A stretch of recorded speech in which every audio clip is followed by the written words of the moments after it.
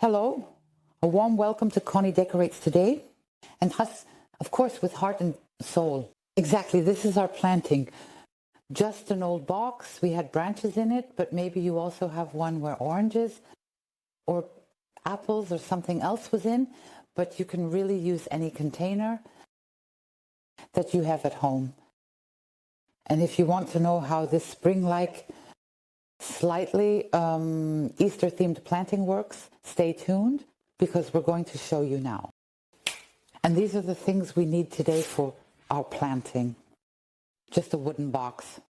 Take a look to see if you also have such a wooden box or any other container. There were branches in here actually, which I once emptied out.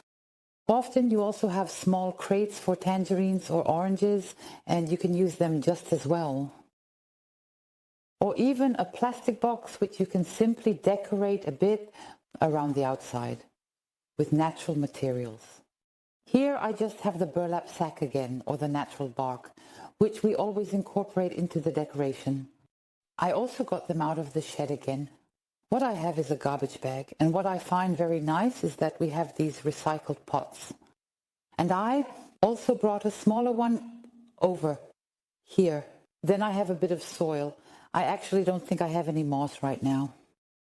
But what I do have, I still have hay downstairs. I'll quickly bring that up when we decorate. So as I said, here we have the snowdrops, 2 of them. Then I have the fritillaria, which I also find really beautiful time and again. Then we have here, I've never planted this before, the scilla. I found it really beautiful. Then I got white crocuses. I would like to plant them, and I love the winter aconites. They will also come back to us later, just like the others, of course, in the garden. And they will also find their place here today. But I would say, my dears, let's just get started. As a decorative filler, because we have the grooves here, I'm using my jute sack again. As I said, we use it repeatedly. Here, I'll just take the cut potato sack and place it inside the box. Letting it hang out a bit is always super charming. So once we have it in, I simply take a very sturdy garbage bag. And so that later the soil and such are a bit more protected and not everything leaks out. Then, of course, you can either create drainage with clay pebbles or wood chips, or however you prefer, or to avoid waterlogging, you can make holes here so that the water can drain well. Love is like a roller coaster, but I'm trying to hold on. Then I take the soil, which I have from the last planting. I am now removing all the decorations because the bulb flowers have finished blooming. I always reuse the soil and other materials for further decorating. And it's still super fresh and wonderful, so I first fill it into the bag here.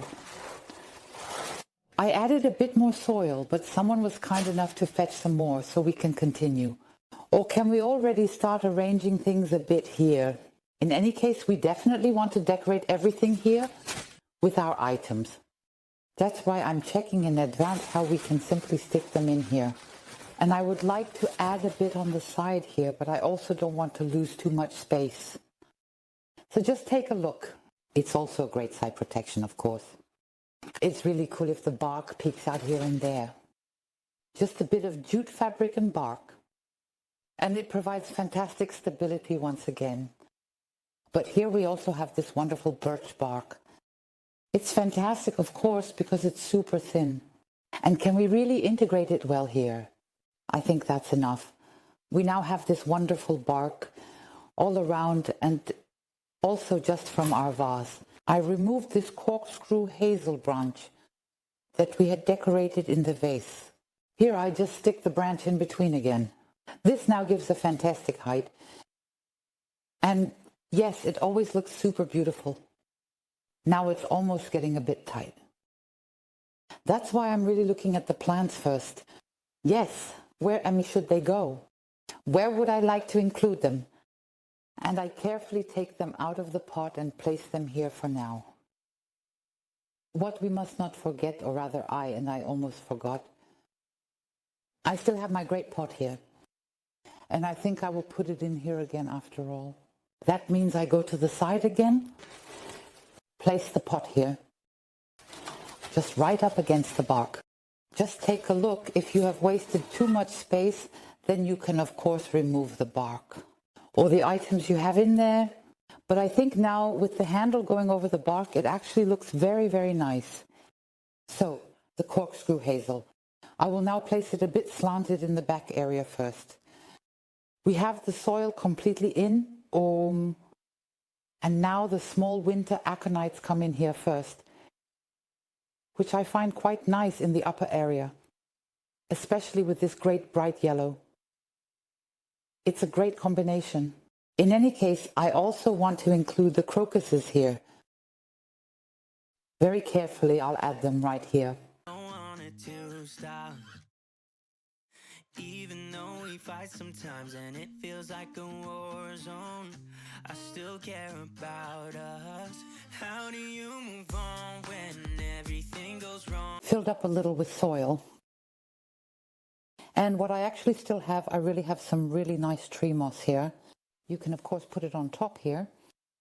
It can be used quite well as protection, but also as a decorative element. I just noticed that because we poured in the soil, the whole potato sack or jute fabric naturally slid down due to the weight. So I just took a corner here again and pulled it up nicely.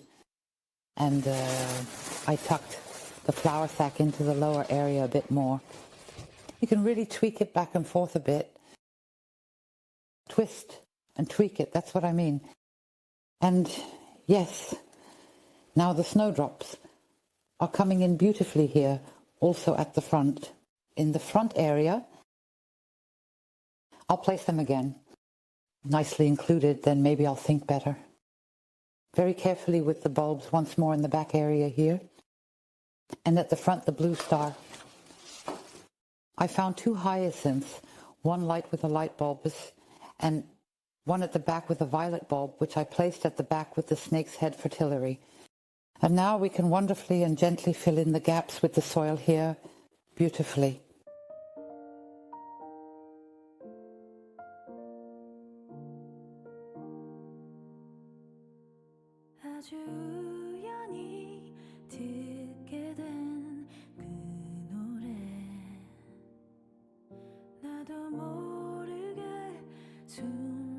The soil is in. I still have some faded bulbs here. I always find them really beautiful. I keep them anyway. They will end up in our garden later anyway. But they are also really great. Decorative objects. Here now also the violet bulb. Charlie is of course here again. Just placed like that. And it always looks beautiful. So we have that now too. Also here, feel free to include the roots. I always find that fantastic too. Then I have here an egg, exactly. An Easter egg. And I would just cut it in half. I also find that very beautiful and just place it in between as part of the decoration. Also up here. I've also placed a few onions at the bottom. You can of course also use kitchen onions. That's always fantastic as well. I have a few branches here now. I would place them a bit on the side here. Little wooden Easter bunnies, we still have those. And I would just carefully stick them in here as well. And also in the lower area, one from the back with the little twig and one from the front. And the remaining bark, I've just broken it into 4 pieces.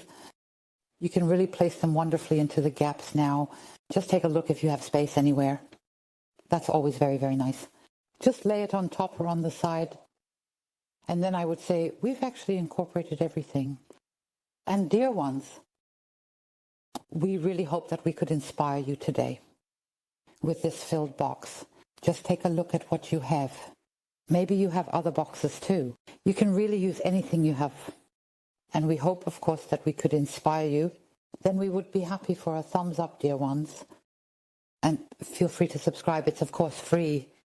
Then you'll always be with us. So feel warmly hugged. Stay healthy. You're Conny and...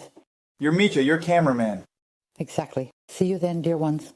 Goodbye. I'm trying to find a way to get you out my head. Don't know how to cope with being so broken. Girl, I can't forget about what we said.